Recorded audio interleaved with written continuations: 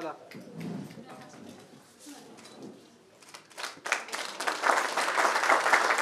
to Ambey's credit, he broke into that team. He broke into that team. He became a regular member of that team, and I think that that really helped him in his cricketing journey later on as well. I think Ambey, the idea for the book is fantastic. I think as Prabhu Desai sir said, you should socialize that book through the Sports Authority of Goa in schools and in colleges.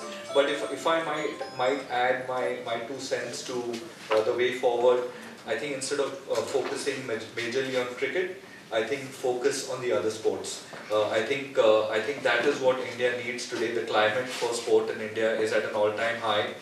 Cricket will take care of itself, the BCCI will take care of that. But other sports, seeing yourself, the table tennis player, windsurfer, Mark, I didn't know that, I'm so happy to hear that.